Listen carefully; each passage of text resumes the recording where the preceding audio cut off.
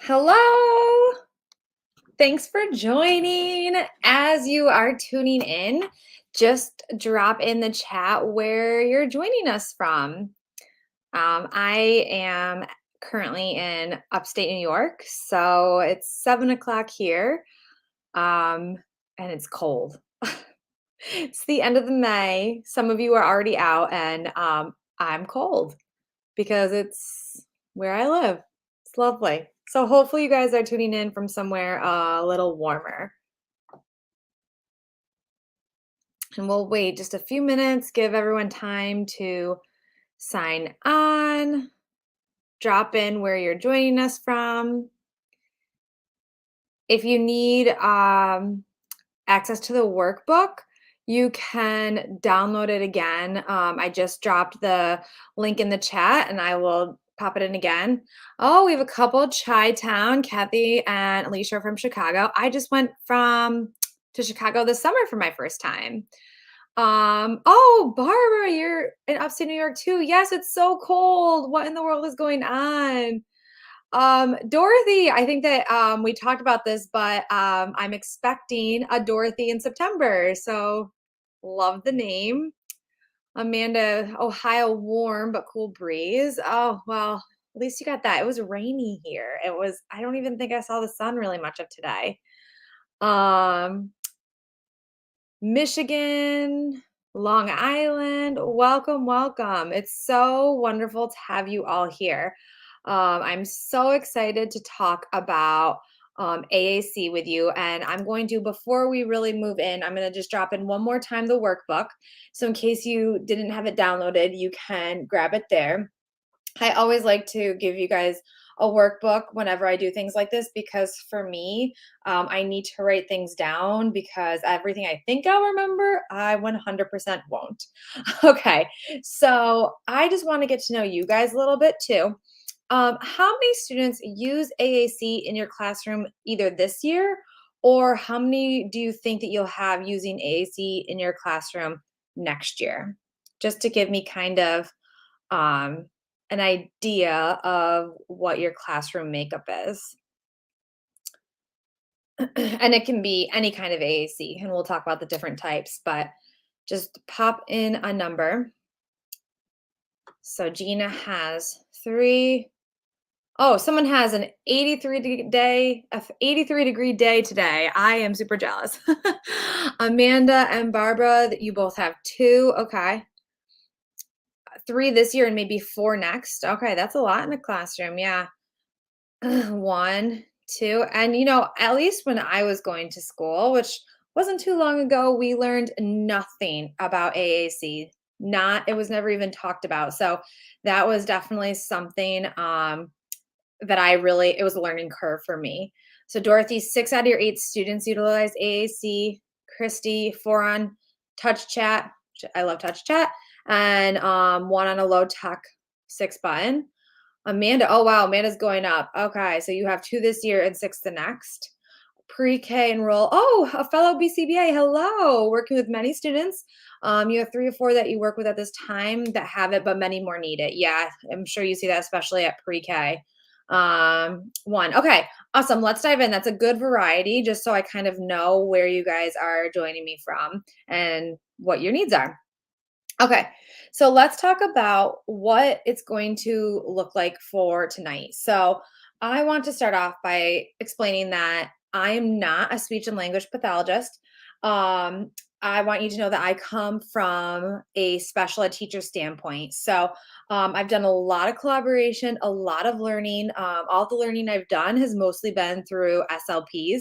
And then I've taken all that knowledge to learn how to apply it to the classroom because sometimes there's that gap and the lack of time to be able to always collaborate with your SLP. And it's more than just knowing about AAC. So we're going to talk about like the functionality behind it. So just a little game plan for tonight. We're going to get a common understanding because this can kind of be a little bit nuanced if you haven't explored it on your own. So we're going to start with some basic terms to get us all on the same page. Then we'll dive into some specific strategies that you can use in the classroom.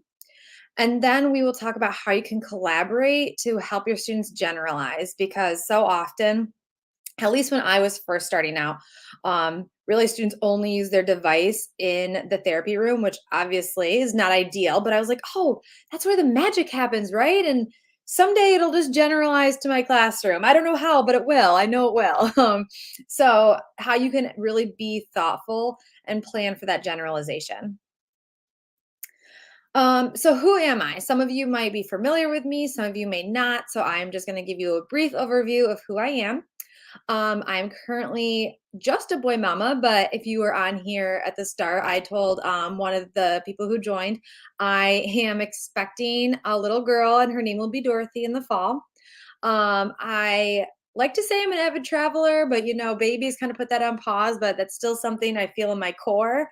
And I am also first and foremost, or well, I guess they came before the babies, a dog mom. So I have two crazy Weimaraners that I love to do some behaviors training with. As you can see, I taught them to read. Okay, but who else am I? So currently, I'm working in a role as a behavior specialist. And you might be thinking, "Well, how does that tie into communication?" Well, that is sometimes a huge piece that is missing in behavior intervention plans. I like to look at more than just my real singular lens of behavior and look at that communication piece, look at all the different aspects. And this is definitely something that I've dove into and love talking about. So it really helps in my role as a behavior specialist. So I've been in this role for about a year and a half. And before that, I was I still say am because I am still a special ed teacher. And I was in the classroom for 10 years. I did mostly integrated co-taught, full inclusion. And I had, in full inclusion, learning the gen ed curriculum, these students that had devices and only could communicate through AAC. Some had low tech, and then I did have high tech as well.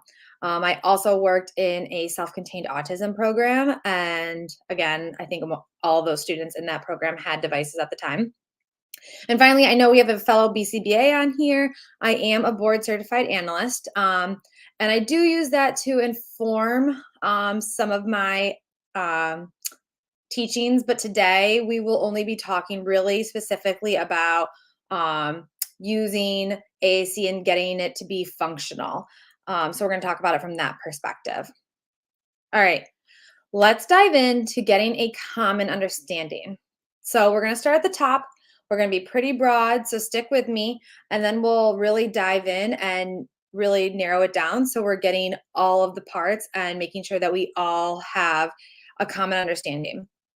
Now, I want to pause and just tell you if you have any questions, feel free to throw them in the chat. Um, there is a little bit of a delay, so if I don't see it, it doesn't mean I'm ignoring your question. You might just have to re-ask it at the end because I will have a Q&A at the very end. So either write them down on your workbook or you can throw them in when you think of it. I just might have moved on a bit just because there's just a little bit of delay between when I say it and you guys hear it. Okay, so let's break it down. What is AAC? So again, we use acronyms a lot in education. We know this. This is something I've been trying to do better at. So let's break it down. It stands for Augmentative and Alternative Communication. So a lot of you that are here probably know that. But if you break it down even more, augmentative is to add something, it's to supplement. So this is when you add something to speech. So maybe sign language or pictures to more clearly convey your meaning. And assist is when you don't have that oral language to speak, or you have maybe have a big challenge of communicating to untrained listeners, and you need a different way to communicate. And this can be used for kids, obviously, that's where a lot of us are. But also, I want to tell you just a really quick story. So, my husband's grandfather 2 years ago got pretty sick, and it affected his ability to speak orally. And, immediately got my brain jiving, and I was thinking about how I could provide some supports because that does a lot to your mental health too, right? All of a sudden, losing your ability to speak is huge. So I made a low tech system for him, and he was able to just communicate some of his basic needs. And just that was really helpful to, help him through a really difficult time in his life. So just thinking it's not just kids in our classroom, it's not just little kids, it's across a lifespan.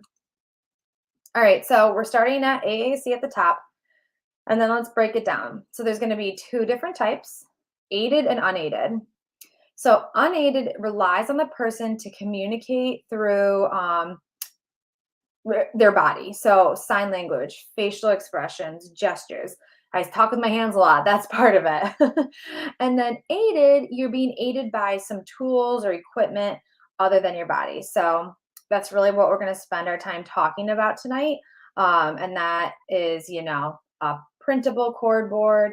It's the touch chat, the Proloquo on the device, anything like that. So if we break down, again, we started at AAC at the top, aided and unaided. There were two different types there. And then we're going to break down aided even more. And there is a low tech and a high tech. And I think that there's a lot of you that maybe have both of these. And sometimes this gets skipped over. I think because we just want to jump, we know that the iPad with the app has been so successful for so many students. Let's just get there. But this can be really, really helpful. I use these a lot in my classroom when I have students who might not have a set device or have trouble expressing themselves. So one year I had a student who he had autism, so he had difficulty with his expressive language, but he was functional enough that he did not qualify for a communication device. He could get his needs met. He could engage in a lot of conversations, but things like Monday morning, what did you do over the weekend? He couldn't answer that. So we created a low tech system for him that he had some options to communicate what he did over the weekend. And that really helped bring him and be a sense of our community. So it doesn't have to be something that's used maybe all day for students even, but it can be used maybe part of the times during the day. And I just want to give you all these ideas to kind of start springing some ideas in your brain, lighting that match and that fire, just to be thinking of different ways you can use this. So what is low tech?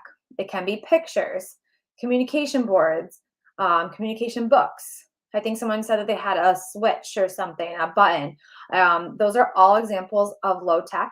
And you can see up in the corner, and this, I have printed this out from, it's a Proloquo board.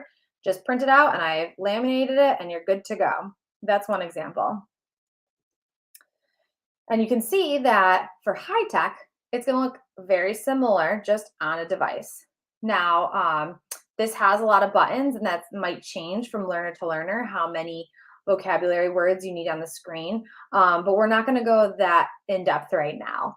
But high tech can be anything from computers, iPads, keyboards. I think a lot of times we just get stuck thinking that AAC is an iPad. It can be a device just with the app on it. You can have the app on your phone even, but there are many ways that the high tech can be more than just the iPad. And when we're talking about high tech, it can be two ways. So it can be just text-based. So if you have learners that are pretty advanced and they can read fluently, you might not need the symbols, but it can also be symbol-based. And that's what we see a lot because it helps students who struggle maybe with reading, with understanding language. That just makes it a little bit more concrete for them. So I want to know, you guys told me already how many you have. One of you told me what you're using in regards to AAC, but what types of AAC are in your room? You don't have to tell me the exact device or anything, but just tell me maybe high tech or low tech, or if you do know of what the program is, you can also say that. Yvette, she popped in here earlier and said that she has 6 students on high tech, and 4 to 6 on low tech. Wow, that is a lot of kids using AAC. So some things we're going to talk about later on are going to be really helpful to help all of your students because that is a lot. A mixture of low and high tech. Yeah, at the pre-K level, it's definitely you probably see more of a mixture. That's good. iPad with the LAMP app and low tech. Awesome. All right. We are going to keep moving up. All right. So, who can benefit from AAC? And I touched upon this a little bit. Now, it doesn't matter your age. Um, I told you about that example with my husband's grandfather. We also a lot of times have I know I taught my son sign language when he was a baby. And because we know that our receptive vocabularies grow and expand exponentially faster than our expressive. So by doing that, it created a lot less stress for my son to be able to communicate what he needed. We taught him drink. What else do we do? More, all done. I'm trying to think. He still uses please, but that's not as wasn't helpful as much to communicate when he was really, really young. But he does still use that. Um, and if there is some oral language, so if students who use AAC have some oral language, it also actually helps them to develop it. So often, um, I have parents actually that say they don't want the students to use their device because they can talk. And that's sometimes a huge misunderstanding about AAC and its uses. And that can be really challenging. And even for some teachers that aren't really involved or know about AAC, they can, think, well, they can talk. They need to talk before they use their device, but it really can help increase their expressive vocabulary as they use it more. It can also be used if you have a student with maybe a degenerative disease. So I had a student who had a degenerative disease.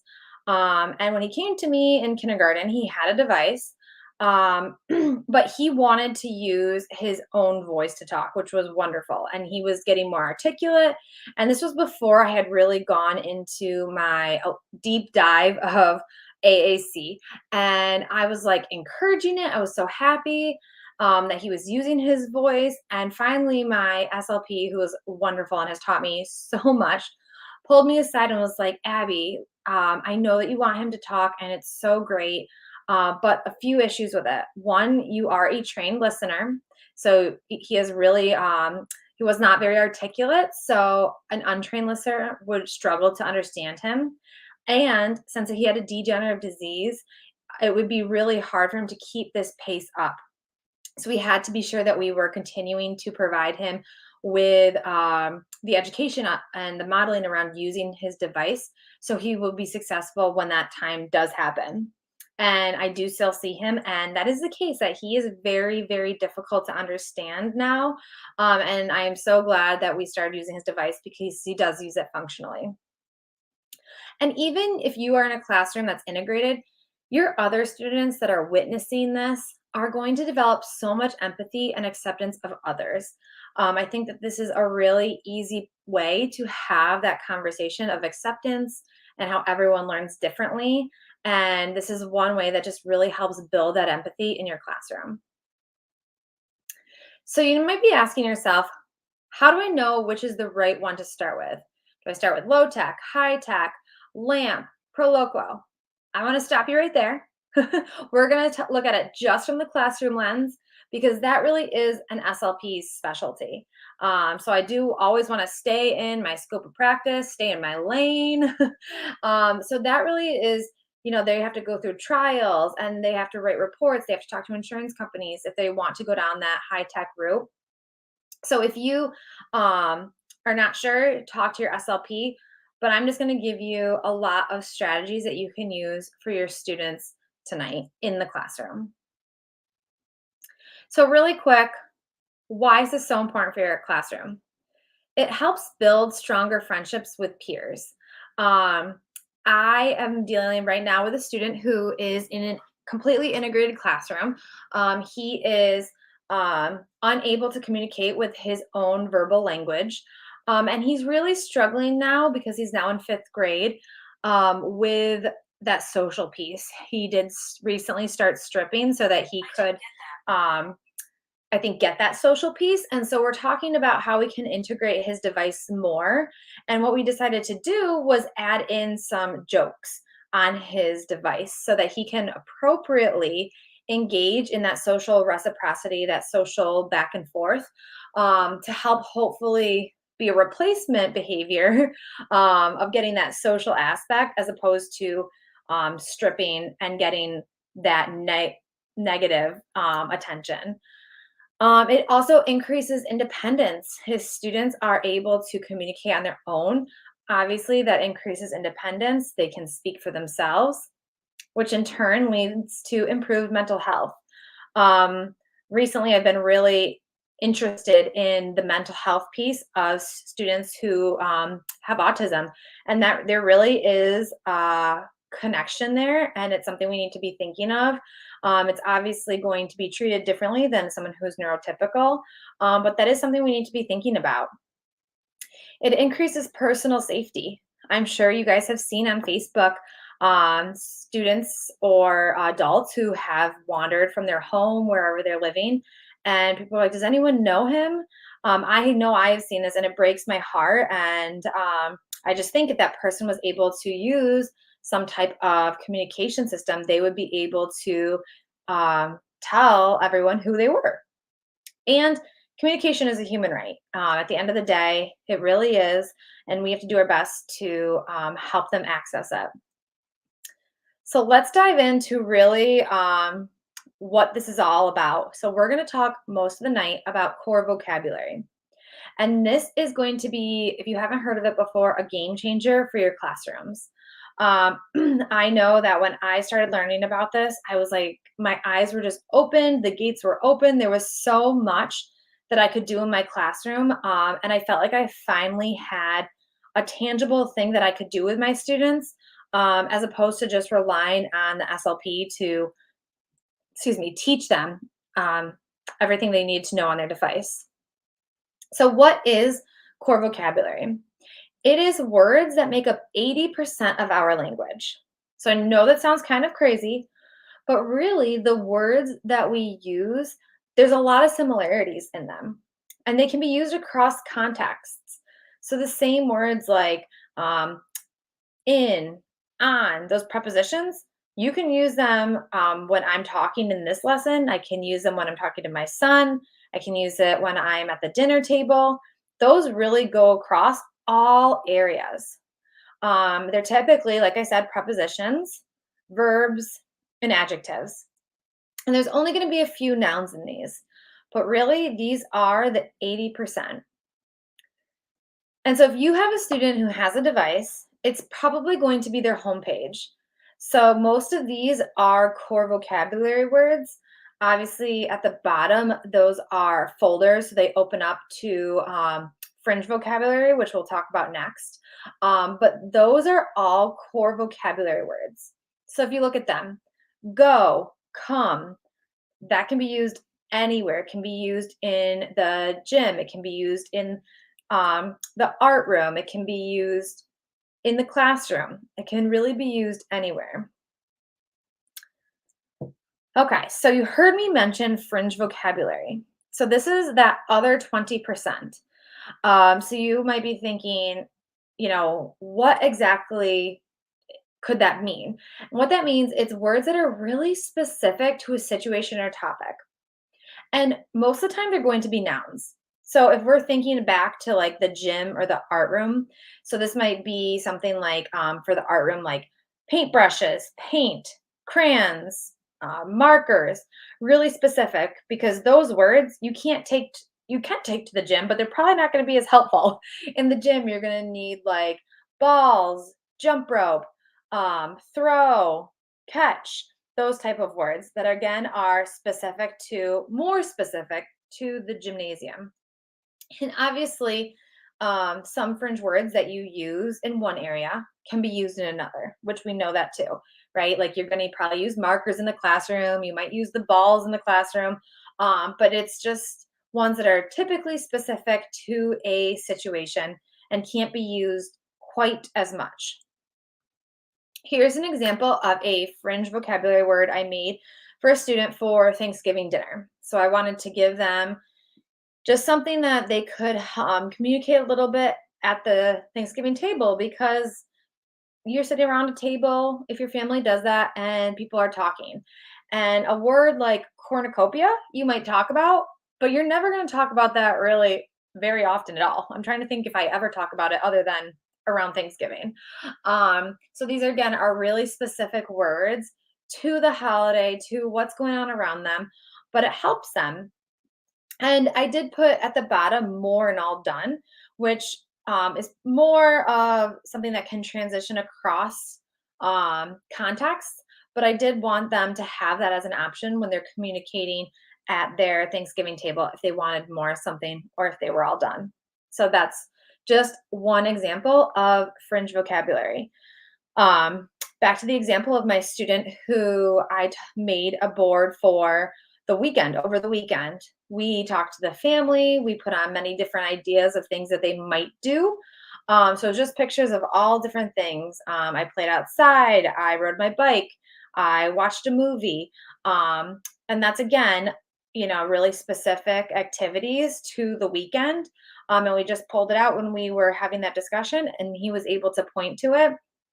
What was really cool is because he did have the ability to verbalize, he would point to the picture, and then many times he didn't even need an adult to tell him what the picture was. He would just automatically then use his own verbal language to communicate, which was really neat to see. All right. So, how do we really teach these students to communicate in the classroom? We're going to talk about two different ways. We're going to talk first about modeling, which I think is the end all be all. It's the most important. And then the second one is going to be talking about how we can use that core vocabulary that we just defined. All right. So let's start off with modeling. I always use the example, think back to babies. From the time that they are born till the time they are a year old, and utter their first, or around year old, and they utter their first words, they have heard millions of words, most likely. And because of that, we realize that we are modeling how to use that oral language. So when we give our students these AAC, whether it's low tech or high tech, we need to be sure that we are modeling. And we're going to talk a little bit about what that can look like. So when you're first starting off, I want you to start small. So you are learning too, and it's not going to be the most efficient. It's going to feel clunky. It's going to feel awkward, but give yourself some grace, because if it's your first time, maybe you have a student with a new system. You might be a whiz at Proloquo, but then touch chat comes along and you're like, holy moly, I have no idea where that word is. And that's okay. Start small. If you have to start by just doing one word at a time, that is totally okay. But I do want you to model as much as possible. Talk through how you are finding the images on their device. If we're thinking about a device, you can say, I'm going to look for a dog. Where would that be? Would it be in the food folder? No. Would it be in the animal folder? Oh, I think it might be there. Let's check. And using that stream of consciousness, it might be a lot of language, but it's okay to do that. Obviously, not all the time, and maybe not with all learners, but it is okay to do that. When I'm saying model as much as possible, get creative about it. Oh, Dorothy, I'm so glad that you love this. She said she has a student who's trialing and cough drop, and she had no idea that the app even existed before now. You're welcome for that reminder to start small. Give yourself some grace. So when I'm talking about modeling, model during stories, lessons, and social times as much as you can. So something that I have done before is I blew up a core board. And it wasn't the same exact one that everyone was using, but I blew it up. It was a poster size, and I really did have to plan like which words was I going to point to during the story. And it became easier as it went on. But it was really neat to do that to both the students with disabilities and the typical kids in my classroom. So that was really neat to do. But again, just model, model, model. Um, and sometimes you might forget, and it's okay. Just if you have other people in your room, remind each other to do it. And that leads us to getting everyone on the same team. So everyone should be modeling. So it should be not just the teaching assistants that are working one-on-one with the students. It should also be the gen ed teachers, the special ed teachers, related service providers. And this might take some time. You might need to do a little bit of training. You might have maybe a teaching assistant watch you model it for the student so they can see what you really mean by modeling. I also suggest if you have an SLP who's open to this, I do love to send people to the therapy room to watch because they are obviously the experts in this. And it's just so powerful, again, to see a model, right? So the SLPs or you are going to be modeling for the other adults in your room. We're talking about how important it is for our students and for the adults in our classroom. But if you can get everyone modeling on the same page, it will take that burden off of you to be the only model. And then you know that they're getting it all day long. And you can model on different systems. So I mentioned that I had that big blow up core board. That was obviously a low tech system. It was printed, so it was technically low tech. And it's okay that I was modeling on a low tech and my students had high tech and some had a different version of low tech. That is totally, totally okay. One thing that's really important to talk about when you're modeling, you want to model one step above the student. So, what that means, maybe you are at the one word level with your student and they can only tell you put, okay? They want you to put maybe the pencil on their paper. You want to model one step above. So maybe it's put pencil. And you're going to model those two words. So you show them just one step above where you want them to be. Same with what we do when we are talking to students. A lot of the times, our vocabulary is going to be more robust and diverse than theirs is going to be. Also, it's important to model both the core words and the fringe vocabulary. So it's not just enough to do one or the other. They're really both very important to model. So when you go back to that example of maybe put pencil, it's also important to have that verbal model.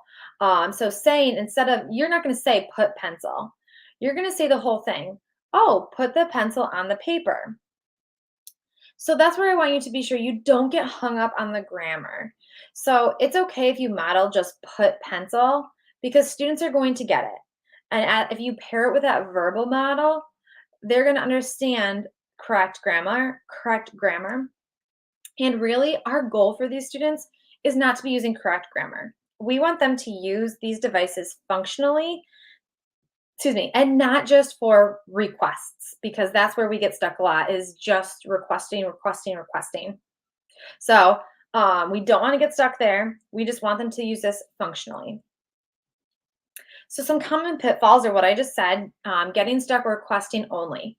Because it's easy, right? Students can be so motivated if they want a specific item for lunch. So easy to request. Or not easy to request, but it's much more motivating than to write, put the pencil down. Or not to write, to communicate, put the pencil down. Another pitfall is trying to model every single word. You don't have to do it. It's okay. Again, just one step above. If your students are doing 2 words, try to do 3, and you'll pick it up. But it also shows you how difficult it is. As someone who is more probably neurotypical than neurodivergent, as compared to your learner, It's challenging for you, so just imagine how it is for the student.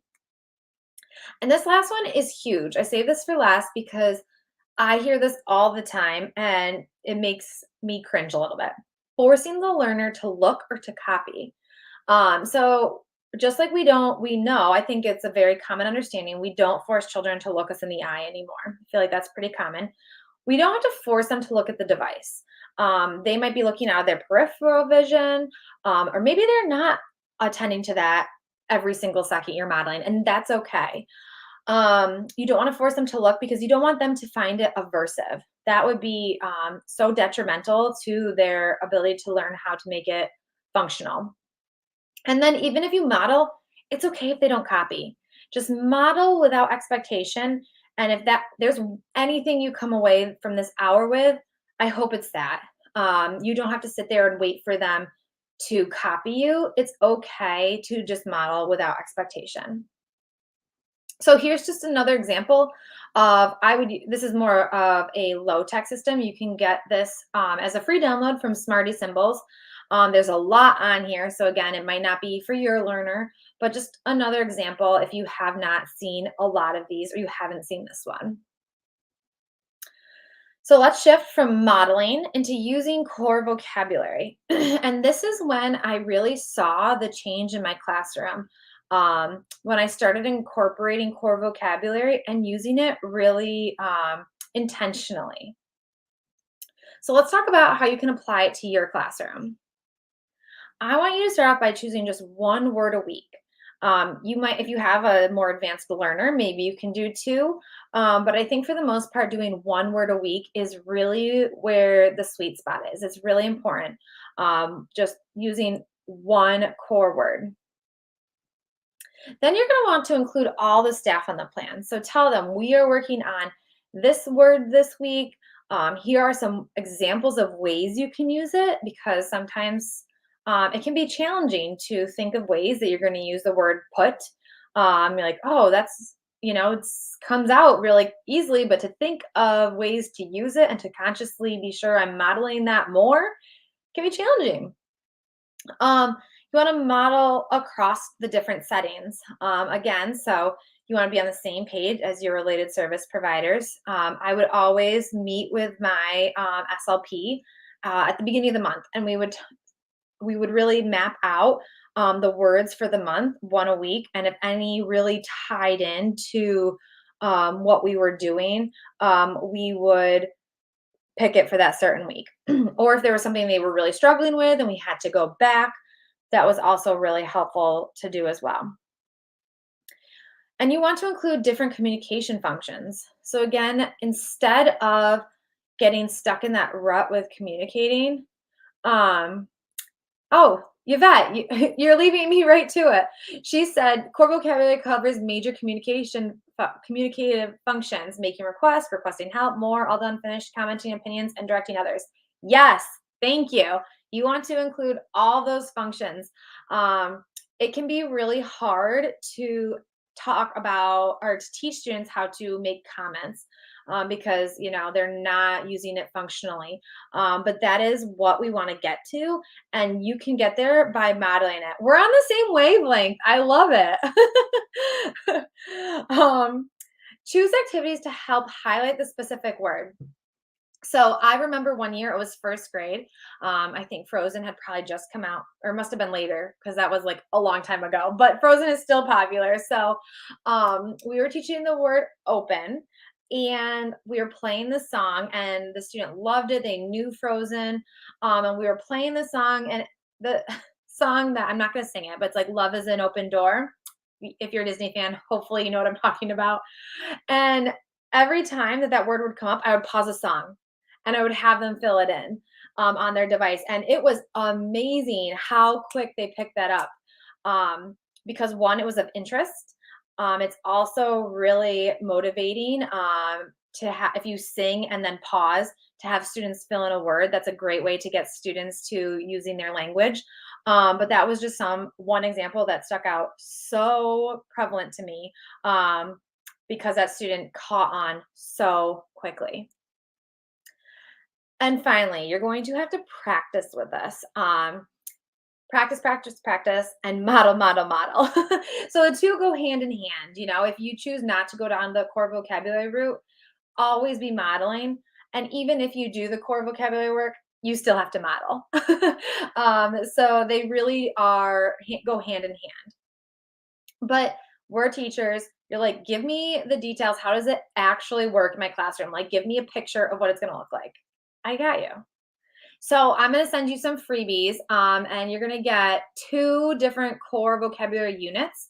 So this is an example of one. I want to just talk about what this could look like in your classroom. So this is an example of an adapted book. And the word for this is want. So this is a request, but this is still a core word you can focus on. Just don't get stuck here. So if you see off to the right, the want pictures, they're blank. And that's because you can drag in the specific image that you need for your student. So just to clarify.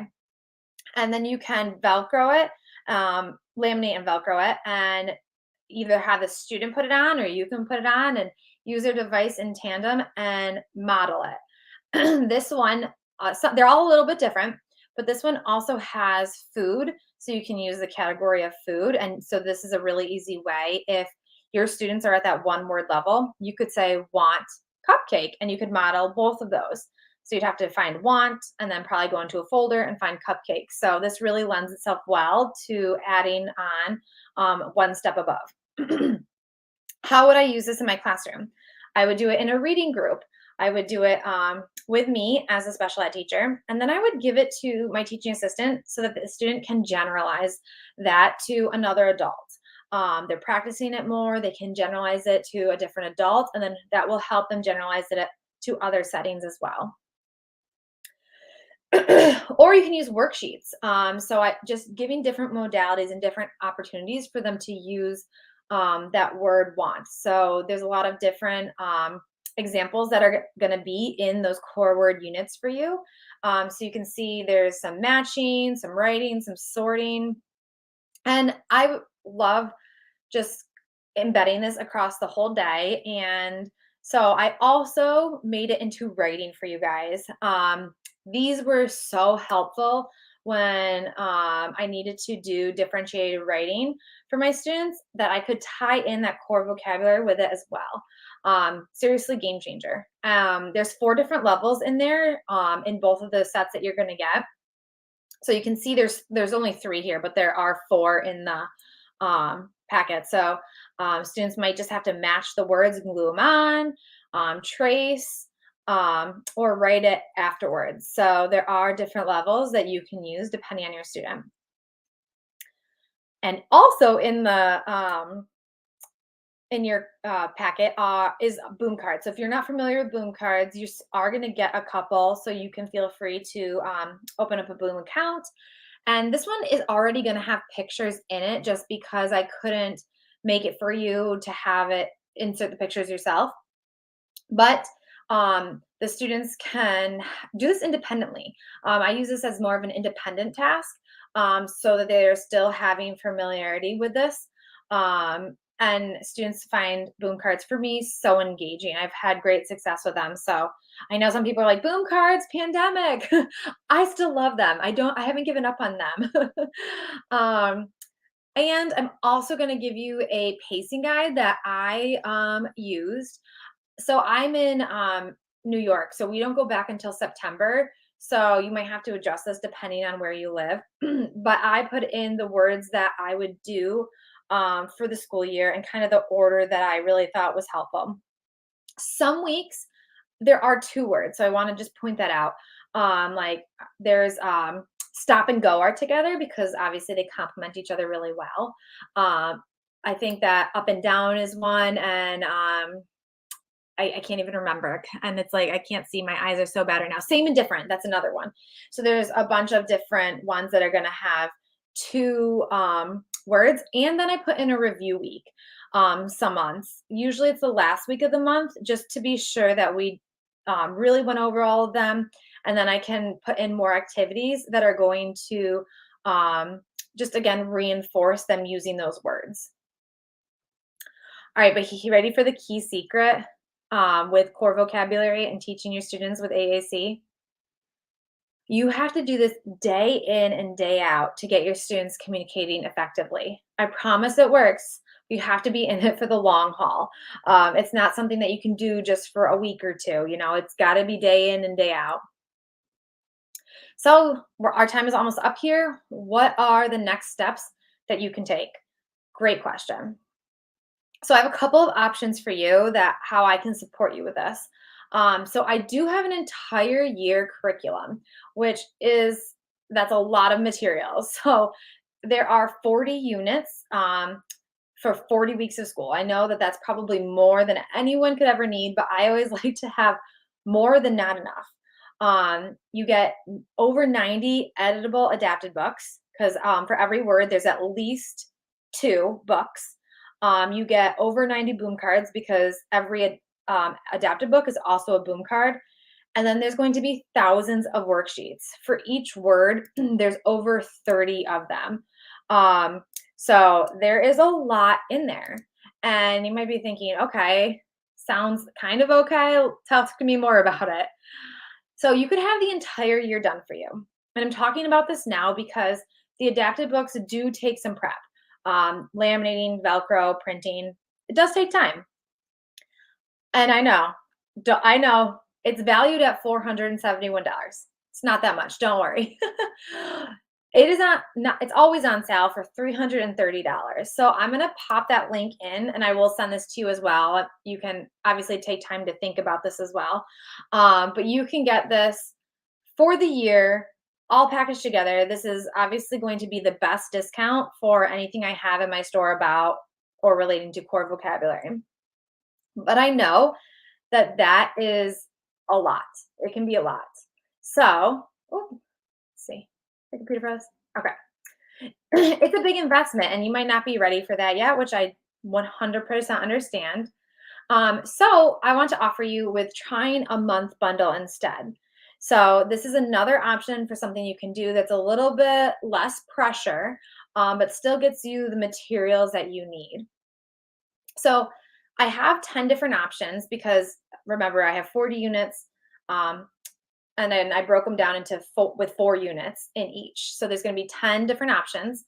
And each one is going to have 9 adapted books, 9 boom cards, and each one comes with over 100 worksheets. So each one of these is only $30.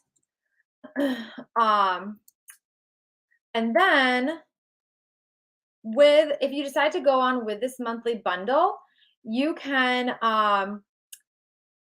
so I'm going to say that for a week from today, if you buy it within that time frame, you can get this seasons bundle totally for free. So what it is it's 4 adapted books, and I'm sorry, it's 8 adapted books because each one has 2 levels. And then there are 9 different assessments and 8 matching boards all within this. And so if you buy any monthly bundle from now till next Wednesday, which off the top of my head, I think is June 1st, just send me an email, show me you bought it, and I will send this right to you. So it's a $12 value. So you're getting that totally free. But I will send all of this in an email, no worries. If you can't remember it or you have trouble or you don't want to decide now, no big deal. All right, questions and answers, and then I'm going to send you your freebies. So in your freebies, remember you're getting 2 units that are not part of the year-long bundle. This is separate. And the pacing guide. And then you're also going to get the certificate of completion. And I will also send that your way now. Just so you can have it. So you can, if you want, you can bring it into your classroom, show them that you put in an hour of your time out of school, but I will also send you the certificate of completion in your email. And I will stay on. I don't know if I missed any questions. I think I tried to address any comments or anything throughout the workshop or the masterclass. So if you have any other questions, I will stay on. I love to talk about this stuff. So I'm here to answer any and all questions. And if you want to head out, I truly, truly appreciate you joining me.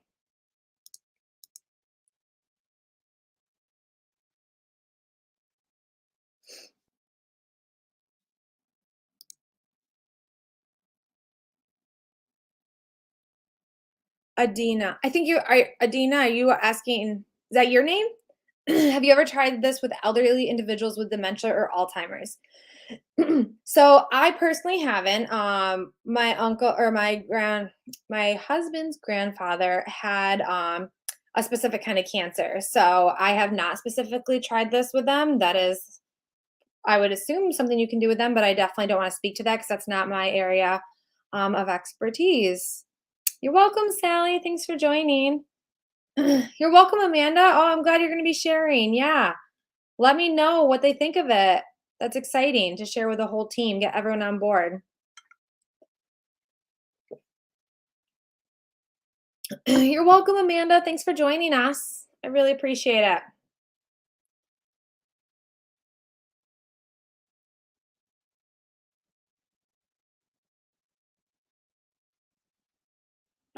All right, I'll stay in a couple more minutes, and if you have any questions, feel free to throw them in. You're welcome, Dorothy. You're welcome, Karen. Oh, Kathy, I'm so glad you found it informative. Good. Thanks for coming. You're welcome, Amanda. Have a wonderful evening, everyone. And if you're still in school like me for another month, have a great end of the year. I look forward to trying this over the summer with my ESY kids. Oh, let me know how it goes. That's so exciting. Yes. I love to hear that.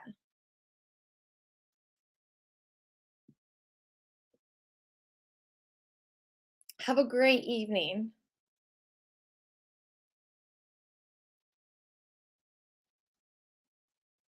Will this be available as a playback video so I can share it with my SLP? Yes. So I will be sending this out in an email. If not tonight, tomorrow morning. I'll do my best to get it out tonight.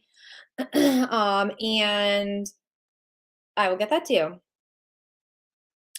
You're welcome, Barbara. Gina, do I have a multiple licenses price? Yes. So they're through TPT and you can buy multiple licenses.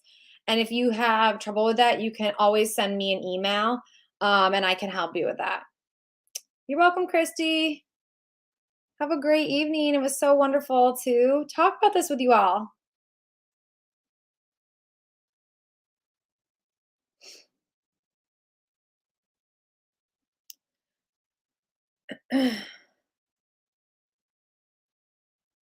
Oh, Brittany. Okay. So, good question. One of my ESY students last year had words in places that were not super intuitive. We all had a hard time finding things. Any suggestions for that, or is it more of an exploratory thing?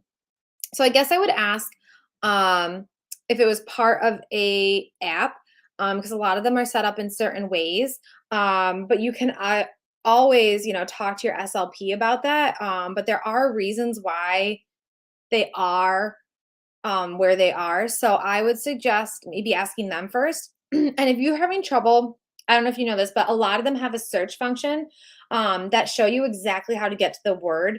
And sometimes it's in multiple places. So it can show you the multiple places where you get it. Like on, I believe it's Proloquo off the top of my head. At the bottom, there's a little magnifying glass. You can click on that, type the word, and it will show you the pathway that you have to use to get there. So I hope that answers some of your questions. But yes, it is partially exploratory. Oh, Amanda, you're going to try it with your summer tutoring kiddos. Ooh, exciting. Yeah, definitely use those free ones with them.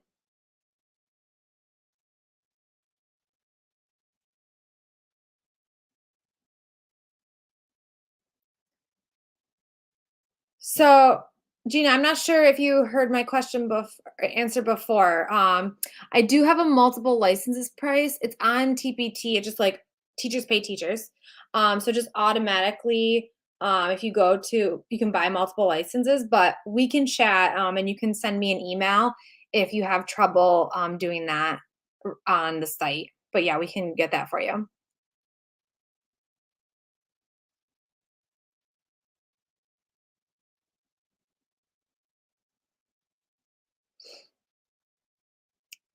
All right. If there are any more questions, I'm here for you.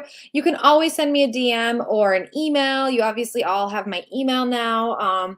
You can just shoot me an email or you can send me a DM. Anyway, Mrs. Mo's modifications on every social media. It's all the same.